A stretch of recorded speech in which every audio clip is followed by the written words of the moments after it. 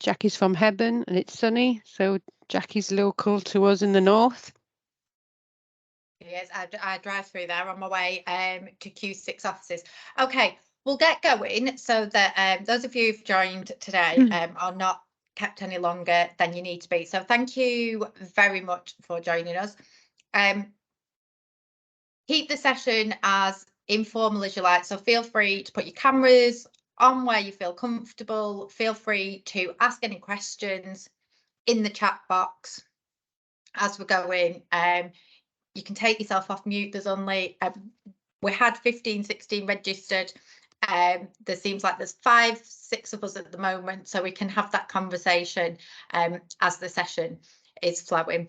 So if you can keep your microphone off whilst I'm presenting, just for that playback in the background and the echo, but once we come to chatting, then and any breakout tasks, feel free to manage that yourself and turn it back on. The session is being recorded, so therefore if you want to leave your camera off during that for that reason, then that's totally fine. Should you want a certificate, they are available upon request at the end of the session to say that you've attended this as a part of your CPD. And you should have all received an email prior to today with a link to the Jamboard activities and also our participant handbook that you can use throughout the session. Perfect. I've just posted the link to the Jamboard in the chat, and if anyone hasn't received the workbook, if you could post your email in the chat, I can send that out now as well. Thanks very much for that, Beth. We will be having a 5-minute comfort break for you to stand and walk throughout the session as well. However, if you do just need to nip out for whatever reason, then just let us know, put yourself on mute and then rejoin when you come back. Okay, so hopefully we're all here for the Cert Prepare to Teach Year 1, and we'll be looking at curriculum planning and formative assessment. Today you're joined by myself, Sarah Dagger, Provider Development Officer, and my colleague Beth as well. And within NCFE, if you haven't met us before, then we can help you with any of your CPD needs, unpicking the qualification and looking at how you can really teach it to the highest quality with your learners for those best outcomes. So quick introductions to each of us before we join in. Beth, do you want to say a few words to anyone a little bit about your background? Yeah, so I've been working at NCFE for just over a year now, but prior to working at NCFE, I was teaching for nearly 20 years, and my background was art and design, and I taught in an FE college teaching BTECs. So I was a primary school teacher before I joined NCFE, specialising in PE and PSHE, but outside of the day job as such, qualified as a personal trainer and fitness instructor. So bringing that side of the knowledge to this qualification as well. So it's really good to be joining you today. So thank you very much for giving us your precious time.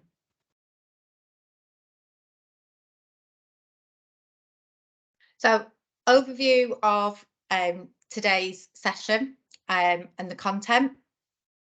We'll be giving an overview of the qualification, looking around curriculum planning and formative assessment, and then resources and support which are available from NCFE, and then also looking at any next steps in your journey and any questions that you've got.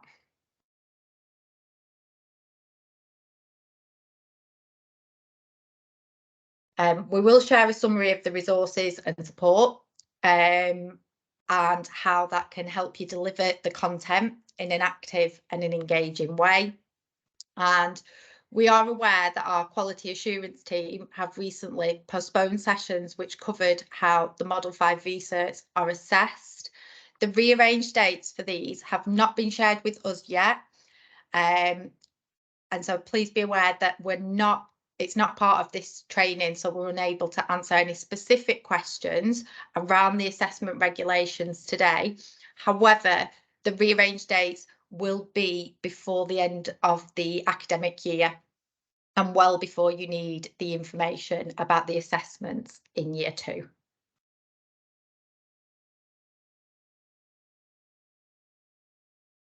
Okay, so going to do a quick poll. I'll launch that now. I've just sent workbooks out to those of you who hadn't received them, so you should all have an email now.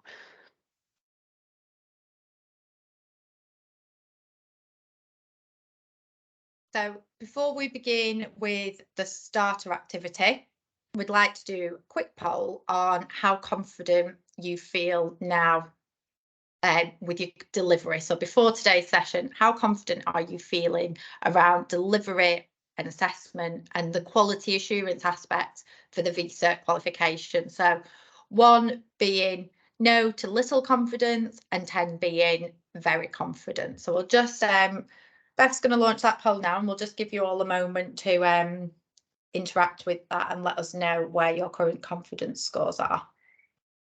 We've got some coming in. We've got some 3 to 4s. We've got some 5 to 6s and 7 to 8s. Oh, perfect. So we've got a good mixture then today to be able to sort of contribute at different points. Just let somebody in as well. So if you have just joined us, we're just doing a quick confidence poll on how we're feeling before today's session.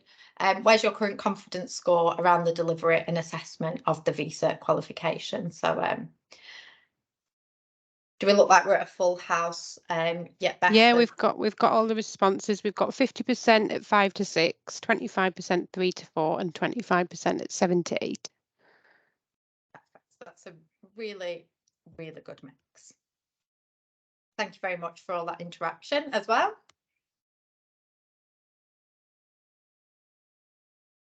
So the first activity that we're going to do is a KWL activity, and this is within your workbook.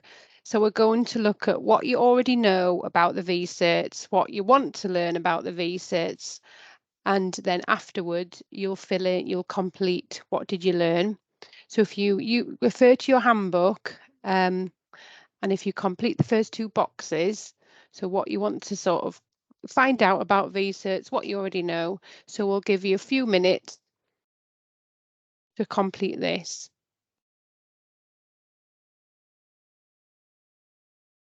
If anyone is struggling to access their documents as well, you could always share that in the chat with us as well, so that we've got those responses if you wanted to, but just give you a moment for some reflective time on what you already know. I think once you actually ask yourself what you already know and do it, you realise you know more than you potentially think you do sometimes when you write it down.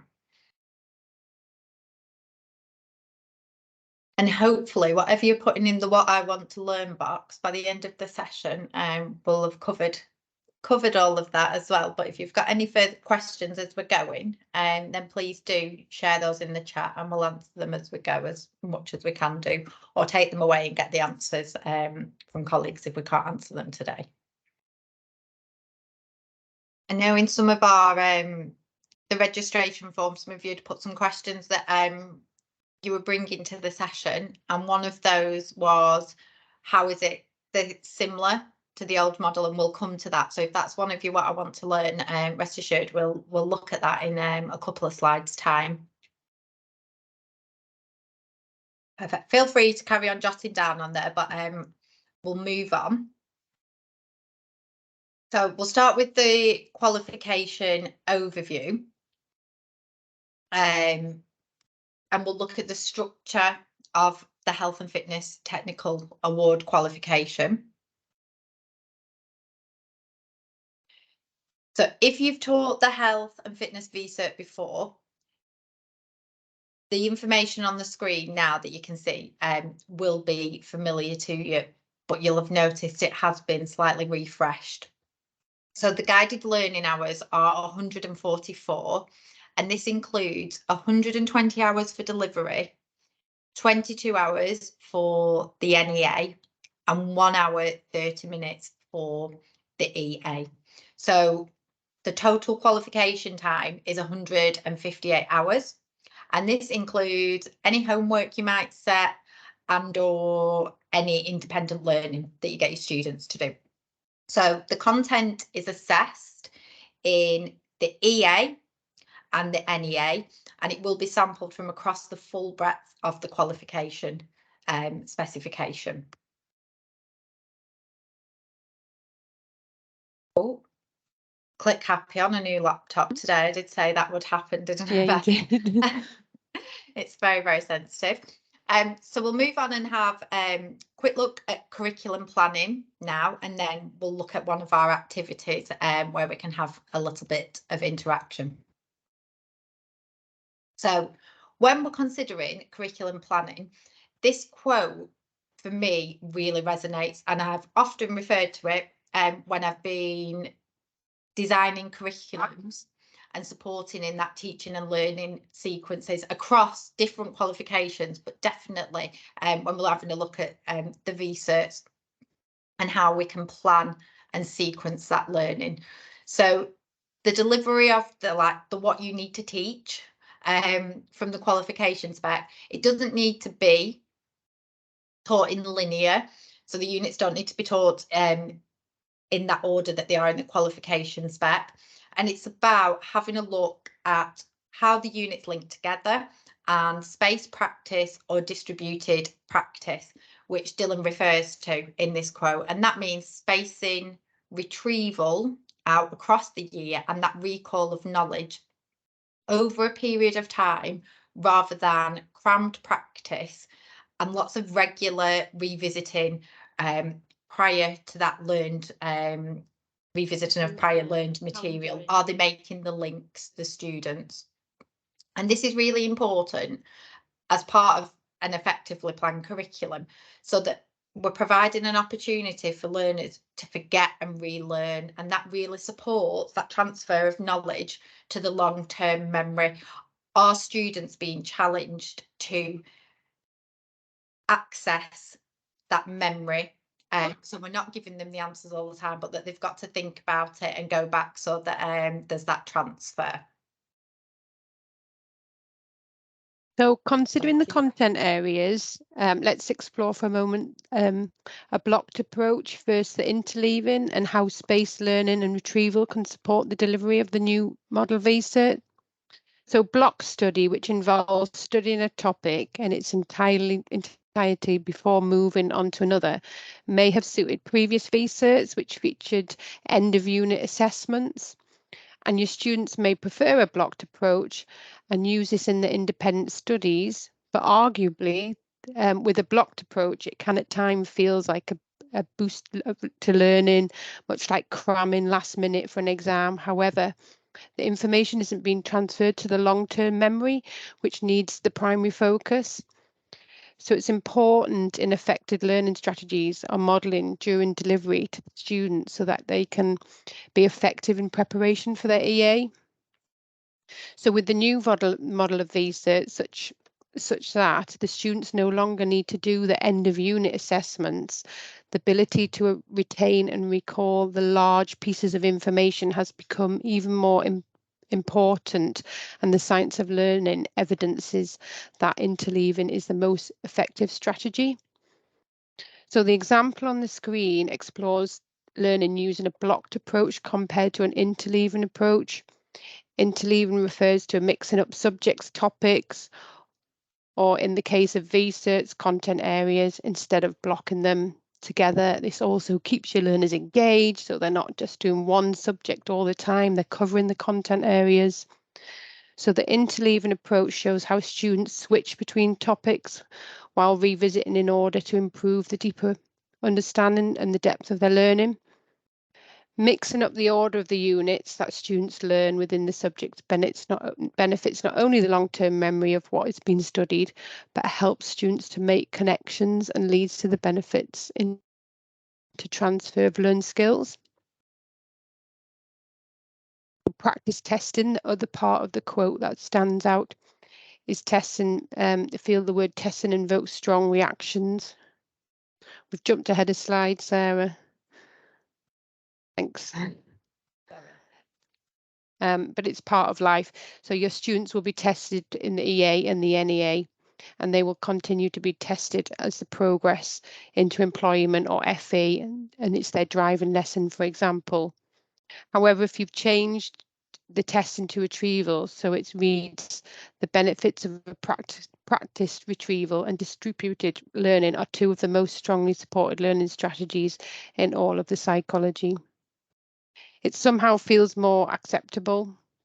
And in the context of your curriculum planning and design, mapping the core content and knowledge and understanding effectively, allowing the overlap and naturally holistic links alongside carefully and considered space practice and well-designed retrieval table tasks and testing is an excellent formative assessment opportunity for you as a practitioner, whilst also helping prepare your students for summative assessment of the core exam papers. And when viewed as a positive teaching and learning opportunity to assess prior knowledge, correct misconception, and from there develop the knowledge and the understanding further, the content of the VCERT provides authentic teaching and learning opportunities for your students to revisit and retrieve their learning, building connections and developing their essential skills. So practice testing is something called retrieval practice, and it involves frequent testing or quizzing over a period of time to encourage learners to recall of the material from the memory.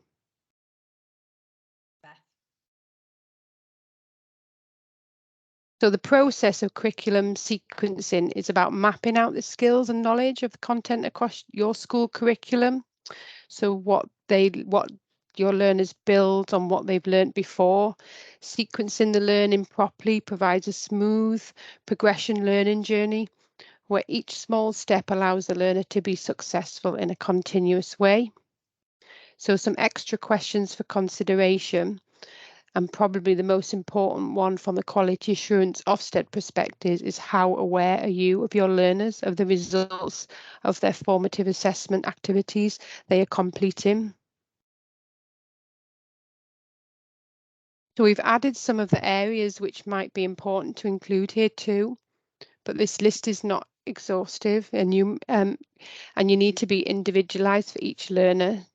So it could be subject specific, English, maths and digital skills, work industry skills, communication skills, analytical and evaluative skills, and other problem solving, adaptability, proactive objectivity, professionalism, and so on.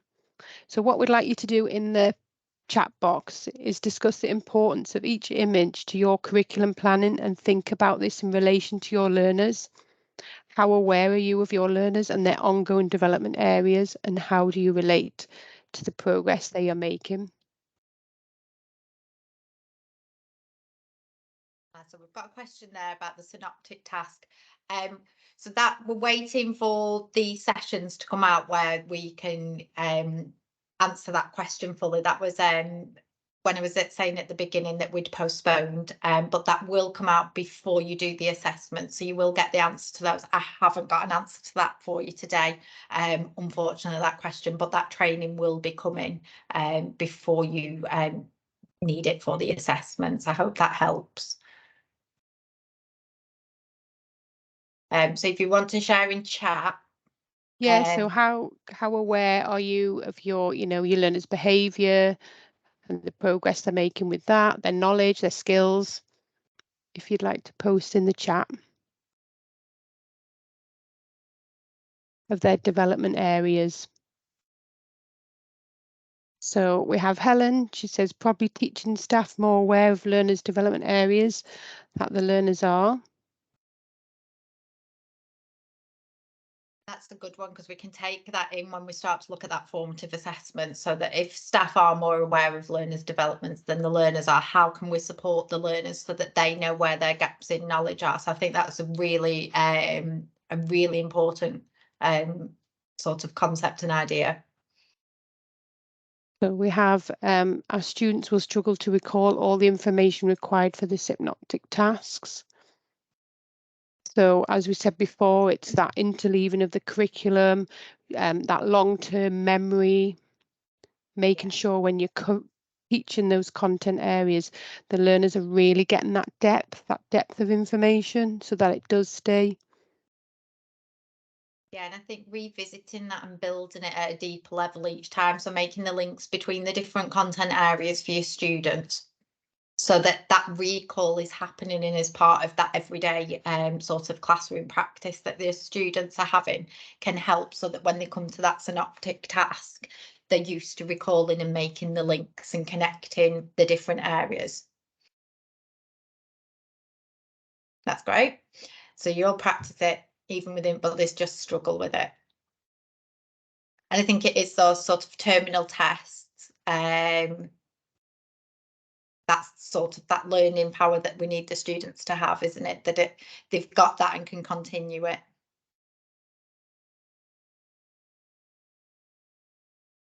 Helen said it might be useful to ensure that the teaching makes strong links to theory.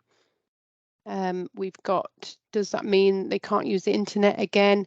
As we said from the beginning, we can't give this webinar's about prep for year 1. So at the moment we can't give any information about the NEA and whether they can use the internet.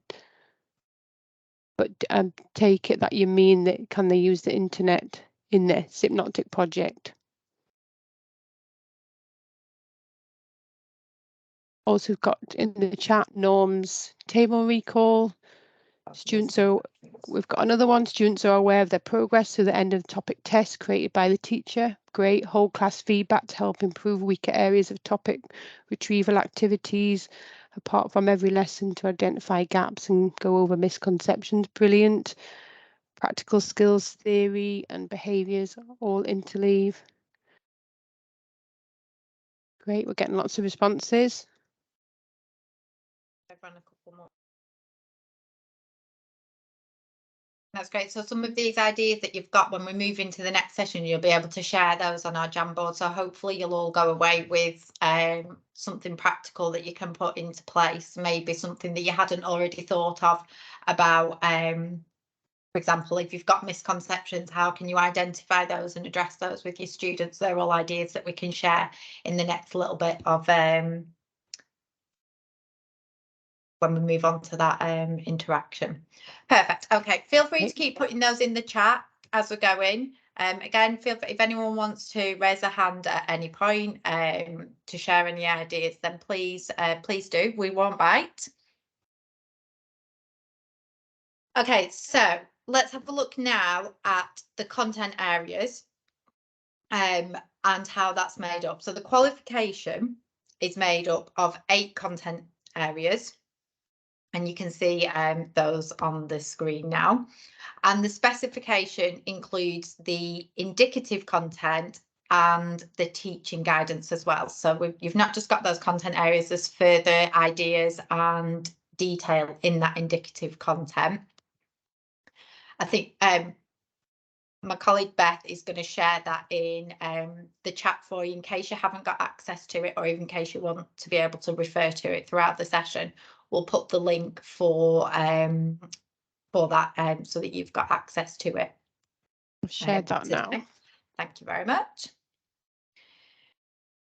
Okay, so to go back to the sort of idea where we came into this, looking at curriculum planning and interleaving of content areas and looking how you can make that sort of that link back and that link forward. Gosh, I am click happy today.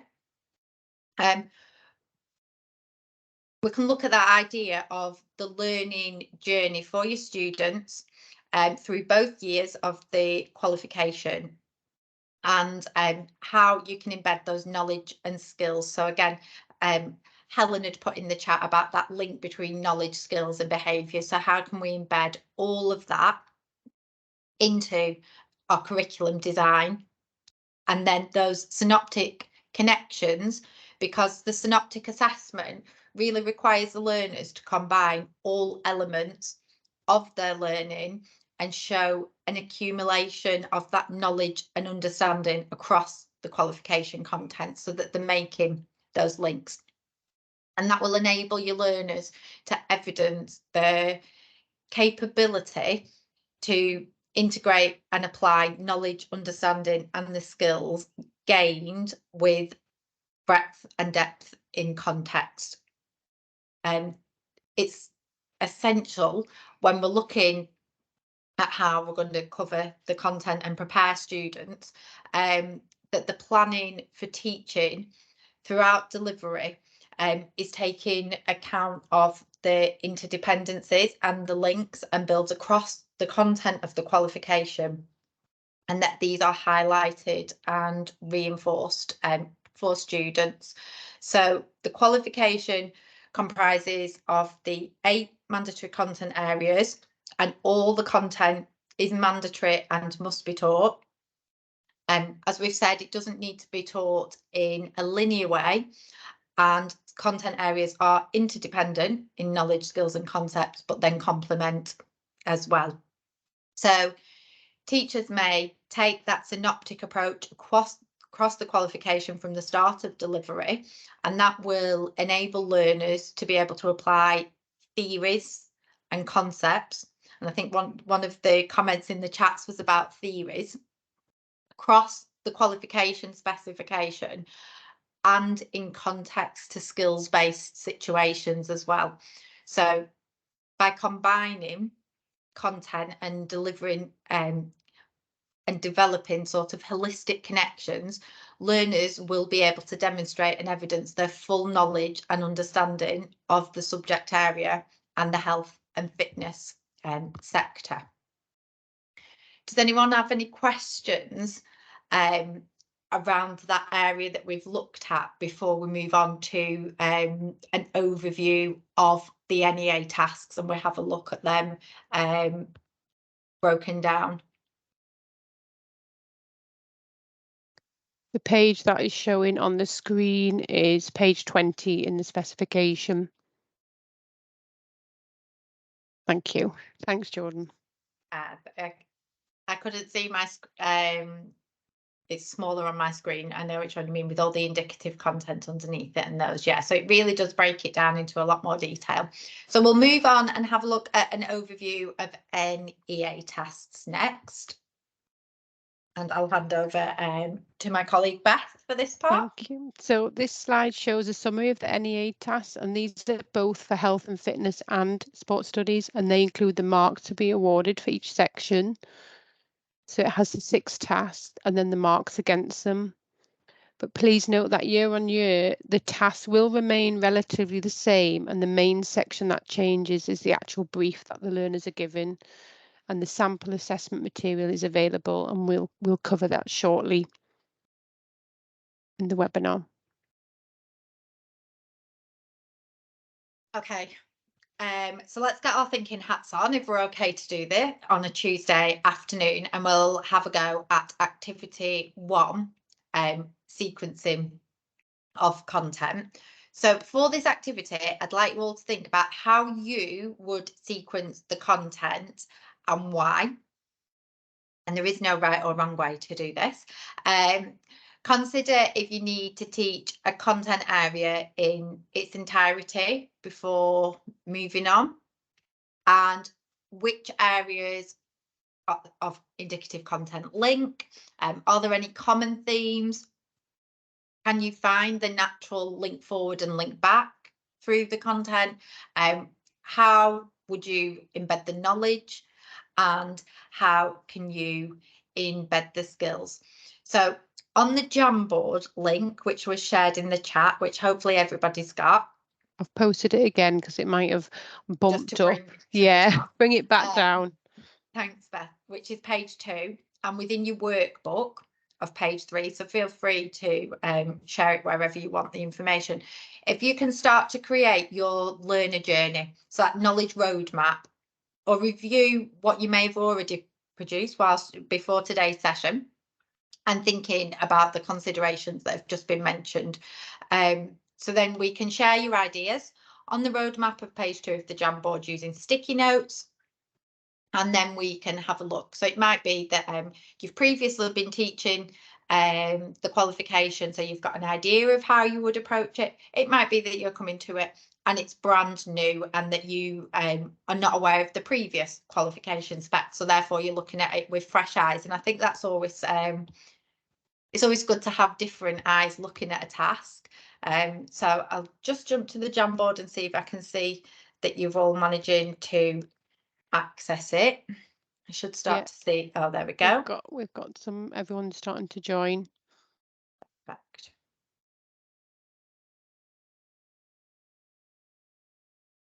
And so we can just put those on. And again, if you want to have a conversation about it, please feel free to lead today's session how you're comfortable with.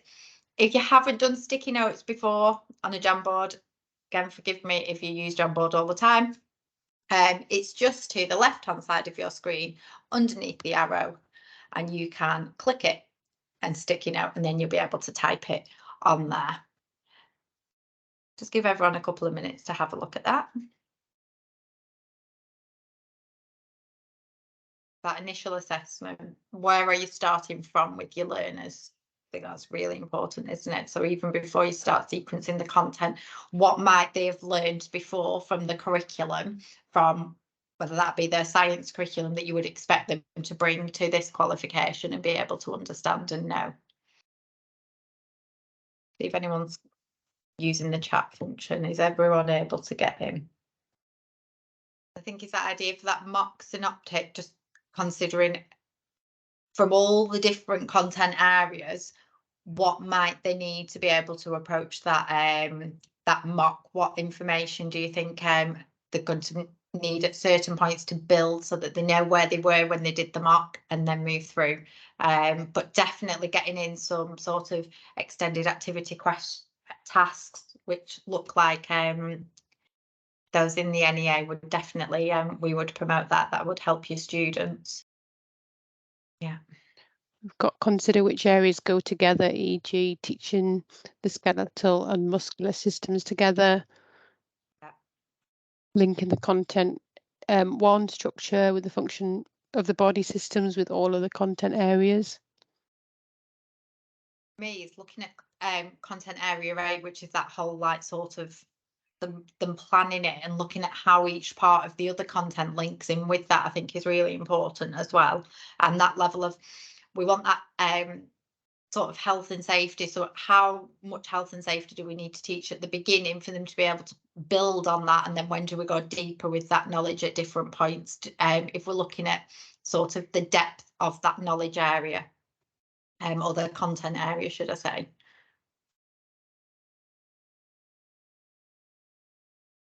Making the learning come to life by focusing on practical skills and knowledge and which content areas align. Brilliant, great.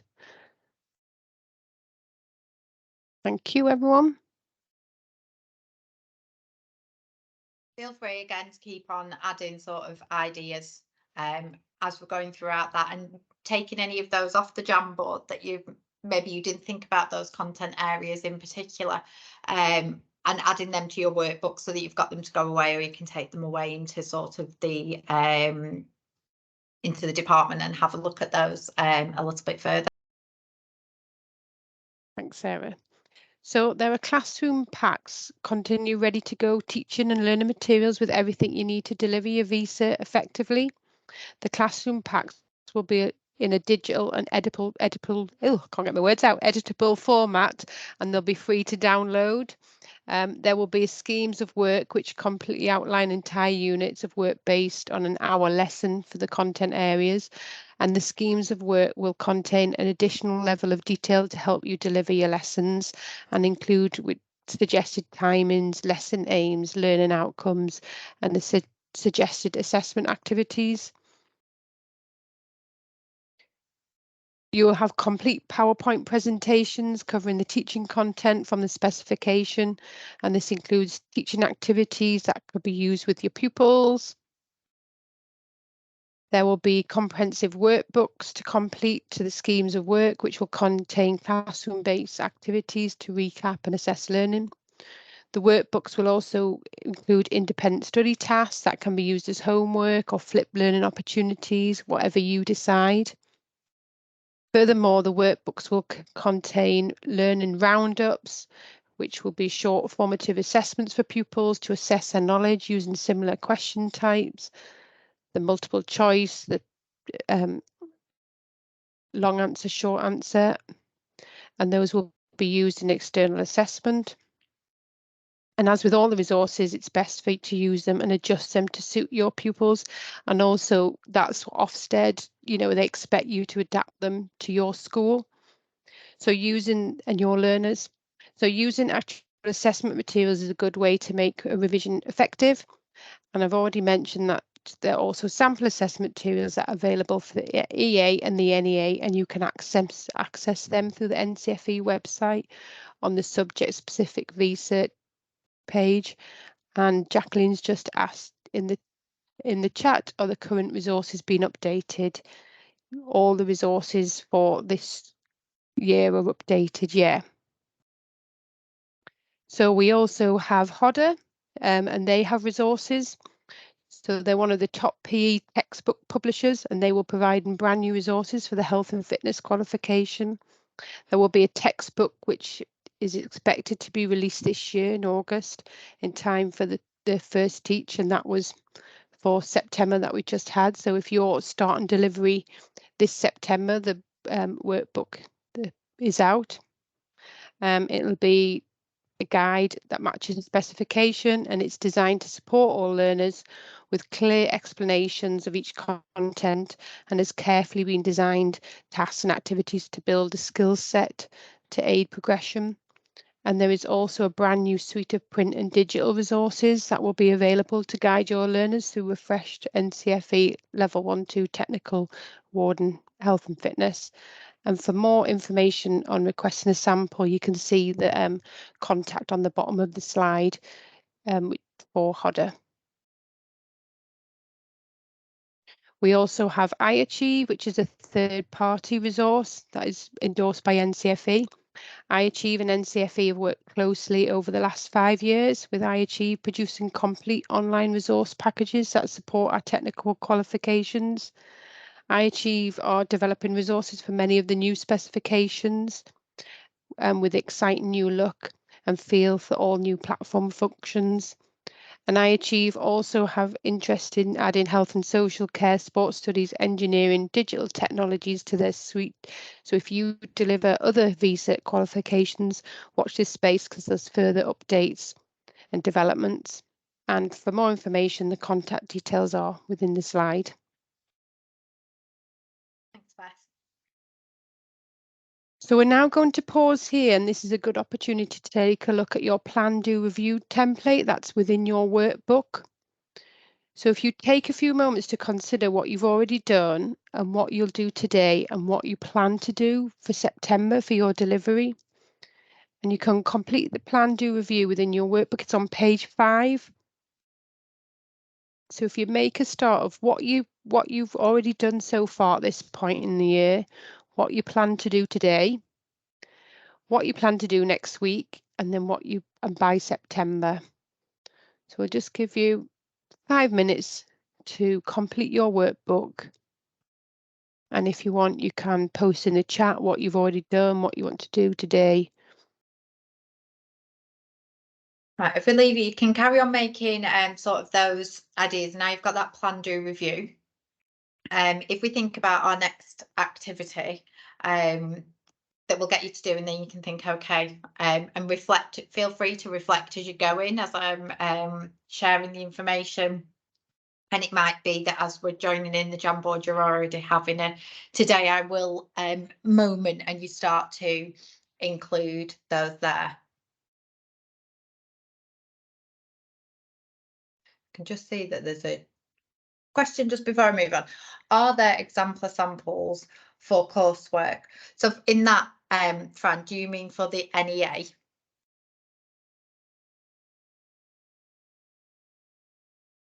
Oh, yeah, so of the tasks completed. So we do have the marking guide and criteria for that would give you answers around it.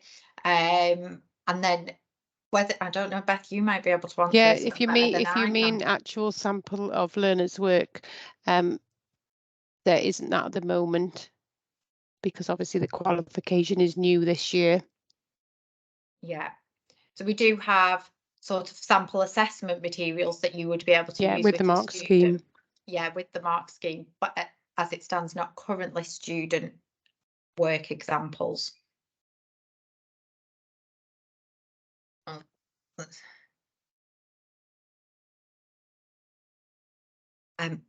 When do you think they'll be? That's with the resources department. So at the moment we're teaching and learning, so we can support you with, prepping you're ready for your September delivery. Okay, we'll move on to activity 2.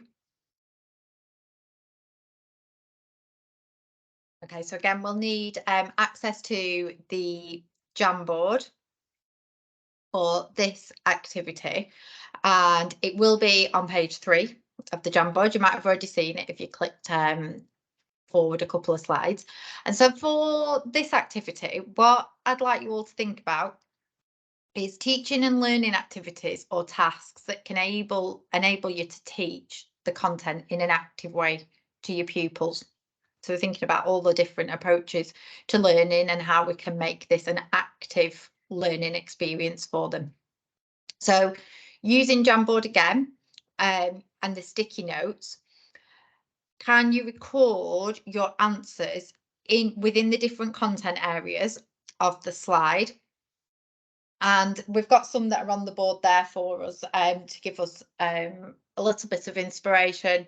So if you're thinking about the major bones, and again, these can be used for that recall and that retrieval, can they be drawing them on another learner and decorating a suit, for example, so of bones, or on a plain white t-shirt, drawing the respiratory system and then describing the structure and functions of the parts of the respiratory system, or watching a video clip to identify where aerobic and anaerobic exercise is happening.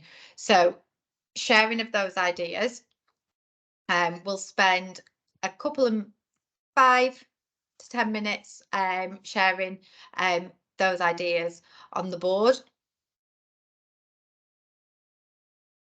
They're flying in now. Brilliant. Got practical fitness lessons, guest speakers, walk through heart rate on the floor. Play-Doh to recreate. Oh, I like the Play-Doh. That's really good. Taking part in physical activity to identify short-term effects. I remember doing walkthrough of the heart on the floor with my year 6s, which I know is taking it a little bit younger, but they used to love that activity, and then how that helped them to go and write about it, having physically walked it through. I think it's quite telling. Some areas, content areas, maybe lead themselves naturally more to that active teaching, and we have to think a little bit harder for some of the others. We've got compare training plans from different sports, key terminology, a word bank, visit to a fitness suite, speaking to PT, case studies. Oh, I'd love to do that, to go back into school and be interviewed about personal training. That would be a good one. I know that a lot of personal trainers are doing that now, and going back in and sharing their journey, but also how they've done it and how different sort of fitness programs can be different and how they cater for different groups of people.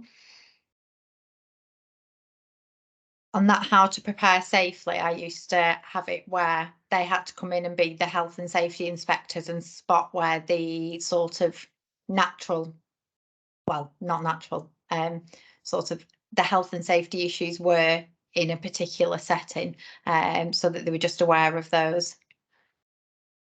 We've got rock, paper, scissors. Oh, I like that one. Label A3 structure in teams. Great. And I think there is loads at the minute. I like that idea of the guest speakers and the impact on lifestyle and health. Definitely post-pandemic, it is huge. So those guest speakers, I think you would be inundated with different people who would come in and talk about sort of the benefits of that and lifestyle and impact. Under on that testing and developing on the components of fitness, we've got sort of those practical fitness lessons. Can anyone share any ideas in the chat where they've specifically developed particular sort of testing of different components that we can share amongst everybody?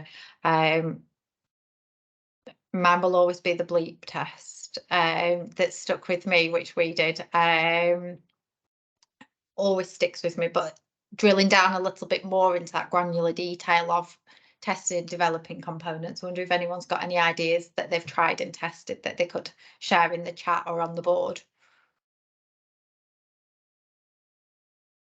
Yeah, so a circuit of different tests, I like that, and then discussing at the end once the students have actually experienced that practical lesson, looking at identifying which components were tested through which activities. I'm sure that would generate some quite healthy debate as well about whether it's just testing one in particular or whether it's testing a combination.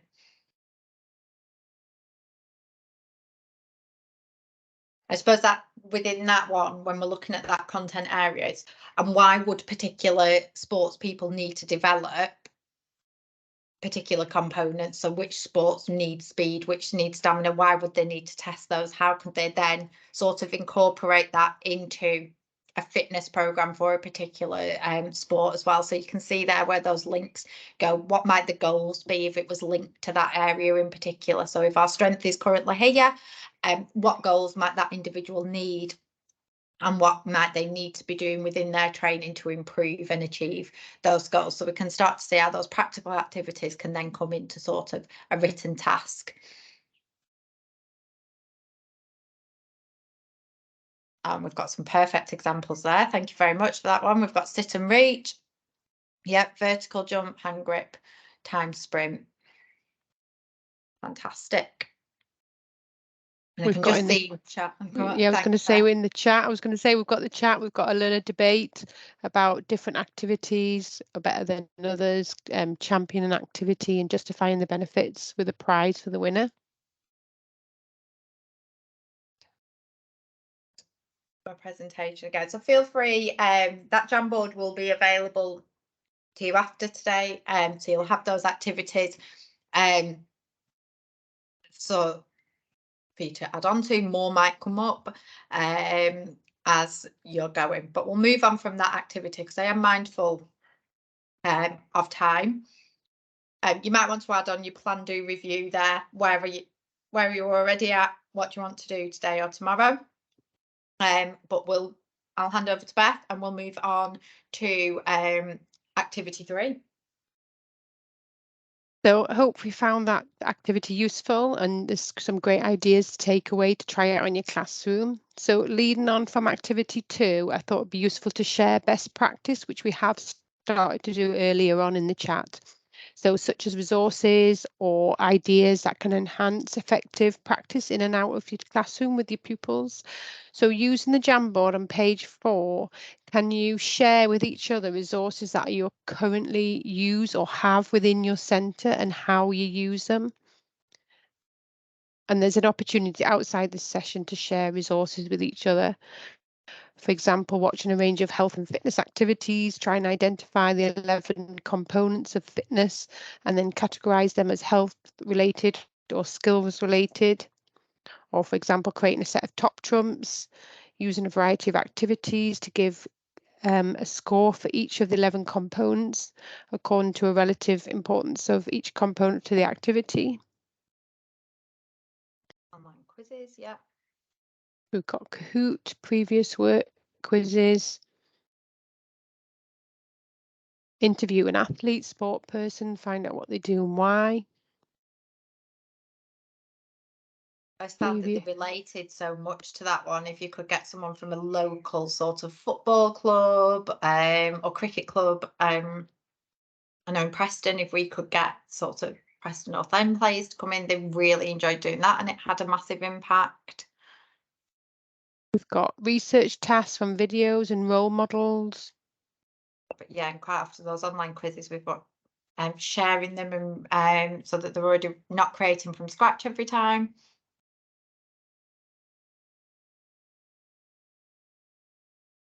You know, we obviously talked about obviously our resources that were available, and then the workbook, but I wonder if anyone else has got any particular textbooks that refer to for resources that they've got ideas from, or anything else like that that can be shared, so that that time over summer can be spent looking at those.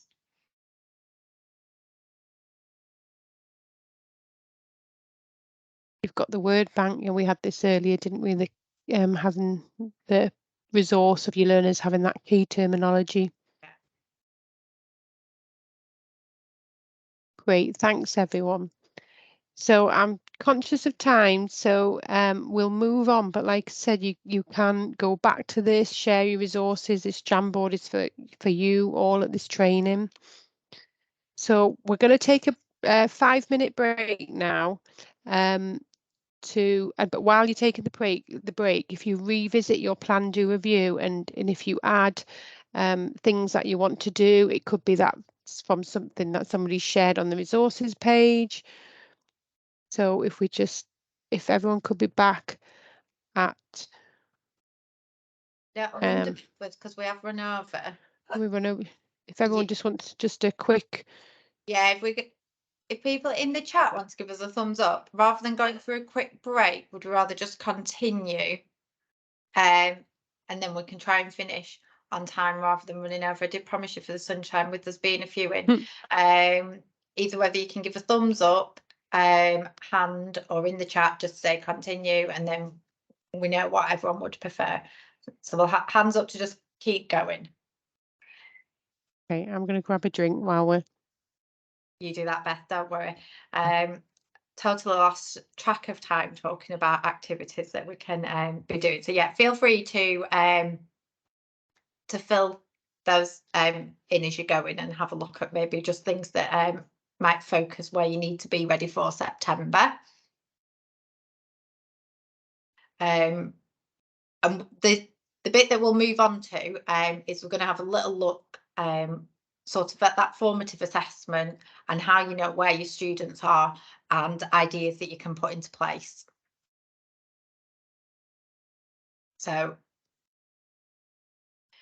we go back here to that idea of the quote that we looked at before, and when we looked at sort of that distributed learning, where we talked about the interleaving, and then this bit where we're looking at that practice testing, so making sure that your students are ready for their EA and their NEA, and that that testing becomes part of sort of the natural teaching and learning, so that they're not nervous. We all get nervous before them, but that idea that practice testing, and as Beth was saying before, if we look at that as practice retrieval instead of testing, that somehow feels more acceptable. So in the context of curriculum planning, how do we sort of fit all of that in? But that idea that research does suggest that regular retrieval practice can reduce the exam anxiety. So to support your students, how can we make the most of that formative assessment, so that you know where they are as the teacher, the students know where they are as the learner, and come the exam and the NEA, students are confident and feel prepared. So I'll hand over to Beth to talk a little bit about formative assessment. Thanks, Sarah. So within the new model of terminal assessments, formative assessment is an even more important part for your student learner's journey to track progress. So us at the provider development team can help support with formative assessment strategies and ideas to help you prepare your students for the summative assessment for the EA and the NEA in the year 2. So I'm pleased to be able to confirm today that NCFE will they will be providing administration and standardisation training, which we've discussed earlier. and that will support you with the second year. So please make sure you check the NCFE Cert training page where these will be available, and this training will be able to answer a lot of the questions we had regarding the NEA in year 2. So on the screen now, we have a range of methods which you can use for your formative assessment examples. Do you use a wide range of activities? Do your students get assessment fatigue? Thinking more broadly, could you develop your practice to make things easier for you and better for your students? So I have my favourite method as a teacher, but I feel be mindful that all students are different and respond differently. So we may do what we think works for us, but also think about all your learners. So make things fun, make it diverse approaches, and reviewing the impact and success is really important. So there's an endless list of activities on there you can use for formative assessment. Thanks, Beth. And I want to add on, really, when we're looking at those ideas, and I'll just go back to that slide first because maybe I skipped past it a little bit too quick. Some of you are already using that through Kahoot and quizzes, and that idea of sort of modelling answers there. But then if we consider, as well as part of that formative assessment, the feedback that we're giving to students as a powerful method, it can really sort of address those 5 key areas looking at before. So that knowledge, skills and behaviours that your students are developing. How can we do that through the marking and sort of live marking that we're giving to students? So live marking, putting that greater emphasis on the verbal dialogue that is scripted and targeted with your students to help them to improve their work. And so on the screen, you might be familiar with sort of this approach of Williams 4 quarters of marking to look at how you can make that manageable but also effective for your learners, and that feedback can be acted upon instantly whilst reducing significantly your written marking as a teacher. That live marking will permit you to give your students concise and regular feedback that can be acted on immediately. So just thinking before, we had on the screen, we had the idea of the keywords of like the tier 3 vocabulary. If students aren't using that, is that what we're focusing on in the marking? And that can be something short and sharp that can improve specific areas of work. And I'm aware from that teaching background that that marking and looking at progress might be something, if you're doing Ofsted inspection, that marking is key or is high on your sort of school development plan at the moment. And so yellow box marking can overcome that issue, as it's much more targeted as an approach and ensures that it's focused on specific areas rather than in the entire written piece. So if we think about the NEA and you think about those different tasks, what are the tasks looking for? And it is particular tasks as you're working through the year, working towards that. And that can encourage your feedback to be diagnostic and support improvement. And the area of work would be clearly marked with those key marking points. And interestingly, a study found in 2020 that learners valued verbal feedback over written feedback, and it stated that students who received verbal feedback perceived the feedback to be better in terms of quality, use, quantity and timing and usefulness compared to students who received written feedback. So if you're thinking about those different elements of marking there, how much time is spent marking students' work and how much of that can be verbal. And this can come from peer feedback and self-feedback, and makes the feedback instant, immediately actionable within the lesson as it's happening, and you get that formative feedback as you will see if there's any common areas of content that then you can sort of readdress.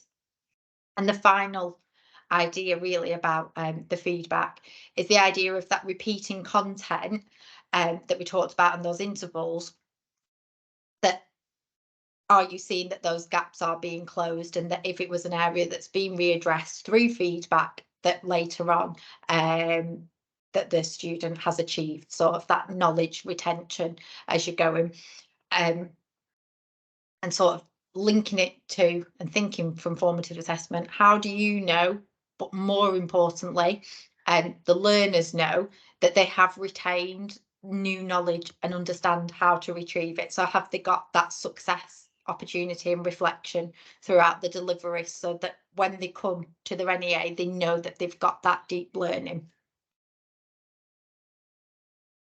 And so we've got an activity on the Jamboard for you, and we'll just talk through these, and then you might want to take these away and have a look at them.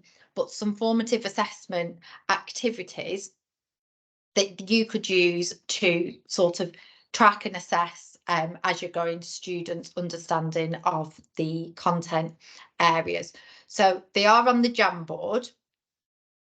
So you might have seen these, you might not have seen these before, but they can help and be adapted across the qualification to show you students' current level of understanding and prepare for the NEA and the EA.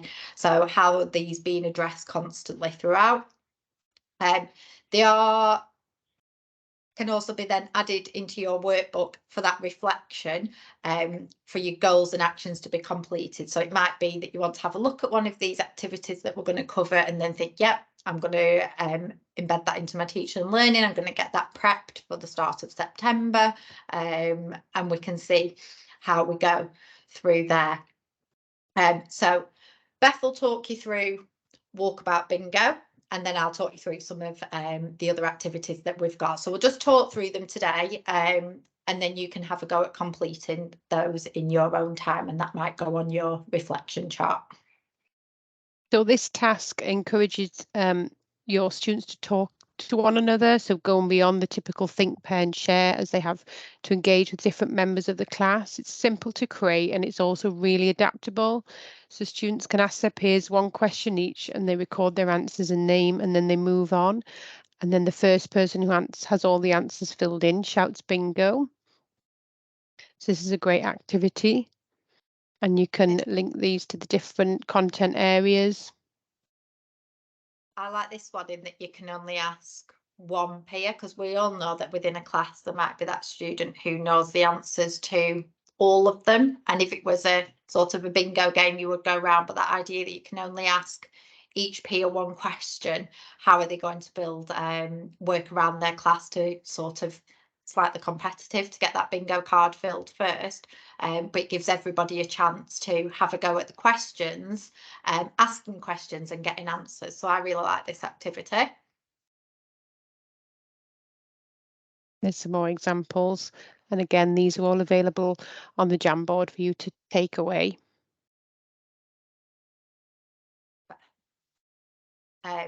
So one of the other activities that we've got on there is expand and elaborate. And so within this activity, as the teachers, you can provide statements from any of the content areas or ask your learners to come up with the statements. So the one in these examples are from the content area, so the structure and function of body systems, and also effects of health and fitness activity on the body. So you're giving the students statements, and then having but, because, and so allows your pupils to develop the statements in more detail, as well as developing the detail and complexity to show their sort of understanding. So this is on the Jamboard. I wonder if in the chat we could all just contribute. So if we looked at, for example, movement is dependent on coordination of muscle contraction, could you extend that statement with a but, because, or so? So rather than going to the Jamboard, I wonder if anyone's got any ideas, so we can just see how this activity could be used.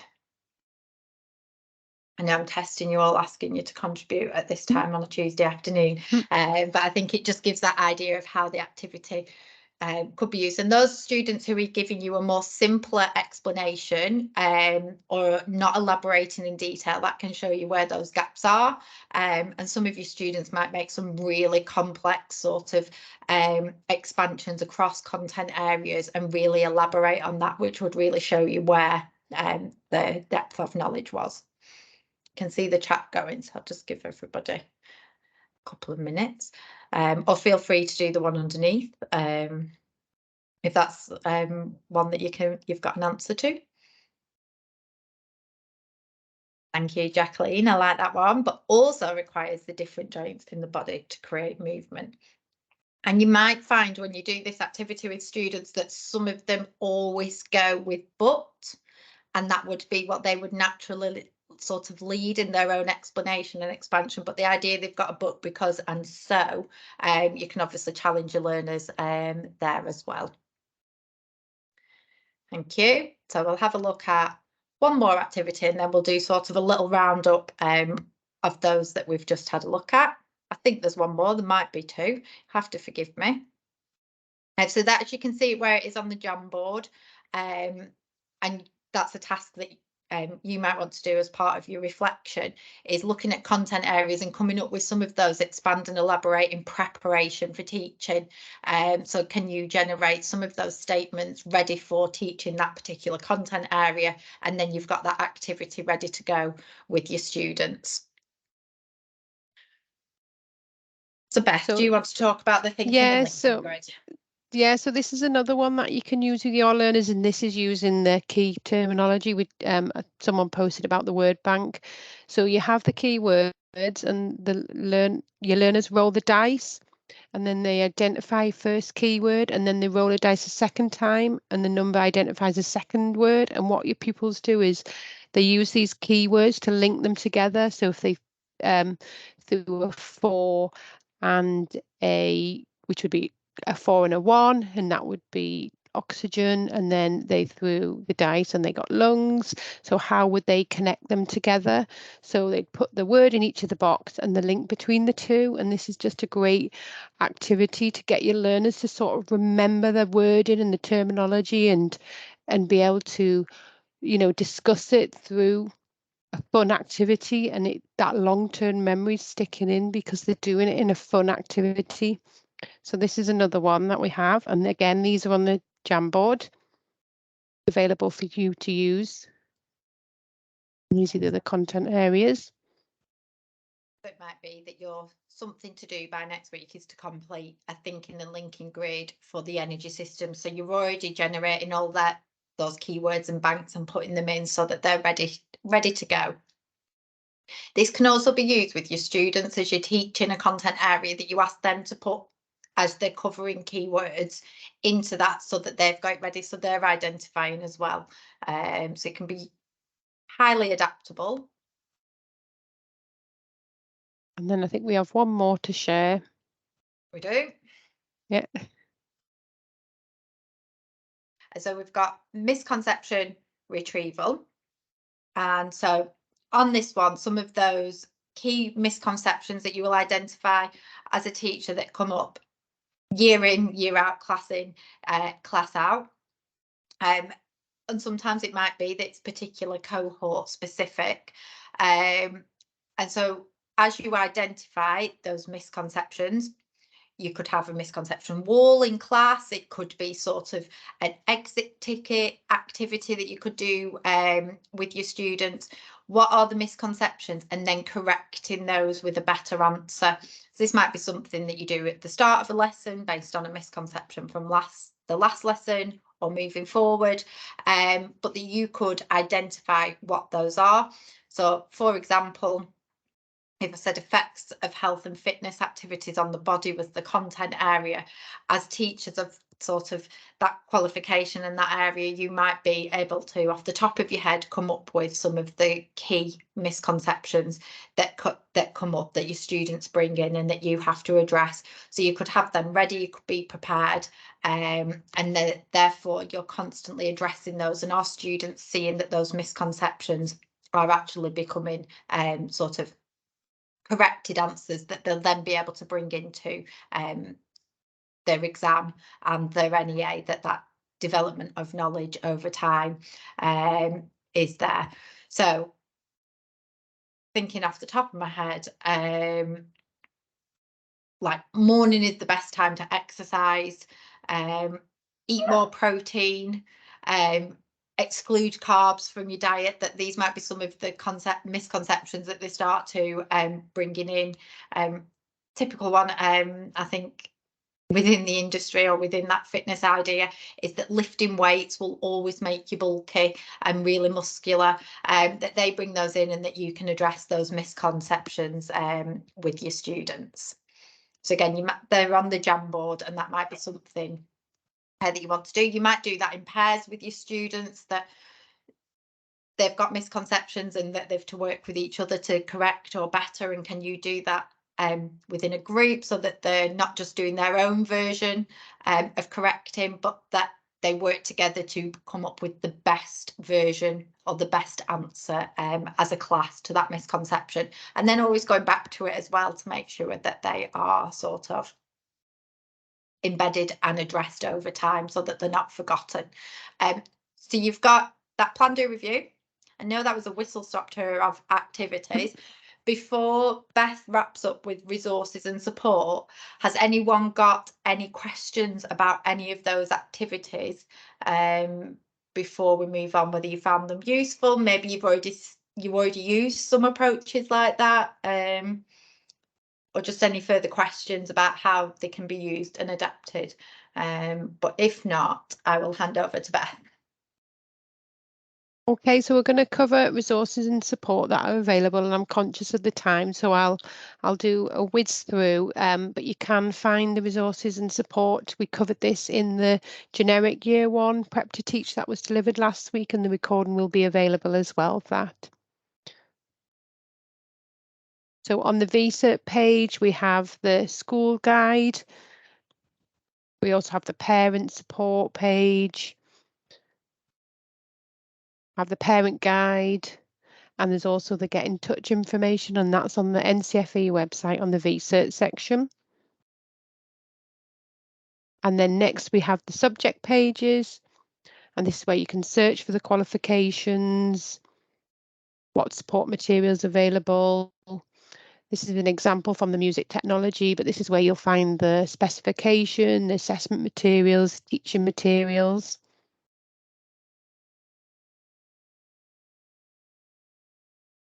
That's all there, that's in all those sections. We also have our VCERT YouTube page, and this is where we have our on-demand webinars.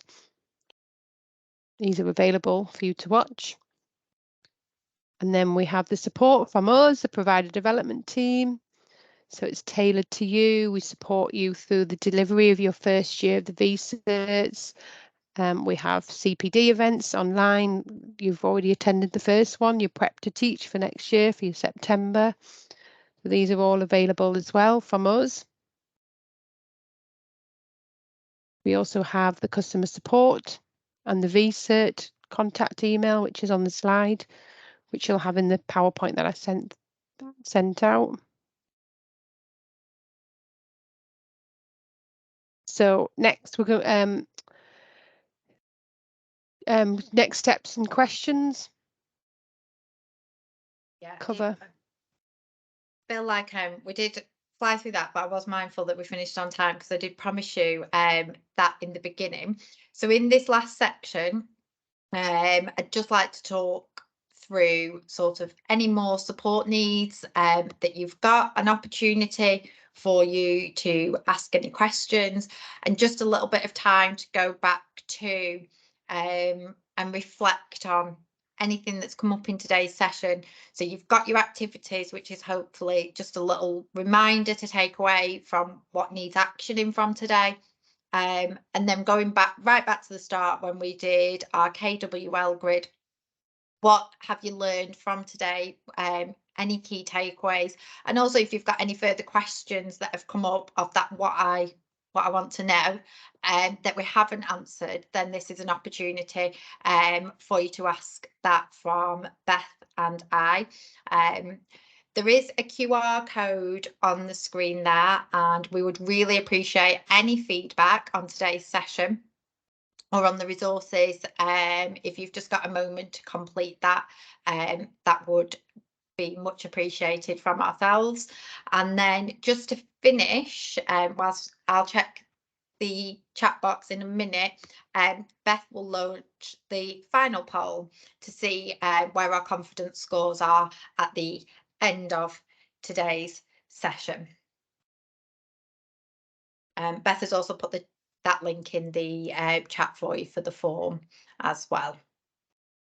We've got some 7 and 8s. We've got some 9 to 10. So we started with some 5 to 6, and we've gone up. So that's good. So we've got 67% at 7 to 8 and 33% at 9 to 10. So we've moved everyone up from that 5 to 6 that we had at the start. That's perfect. Great. So thank you, everyone. Yeah, thank you for attending and for your contributions and your interaction today. But really our end is just to hand over and give this opportunity now for you to ask any questions. So however you wish to do that, you can do that in the chat. You can take your microphones off, turn your microphones off and manage those, and we'll answer any questions that you've got. Or as I said at the beginning, if we don't have the answer today, take those away for you and get them from our colleagues. So at this point, we'll stop the recording so that if you do, you want to ask any questions, you don't want it to be recorded, we'll stop the recording now.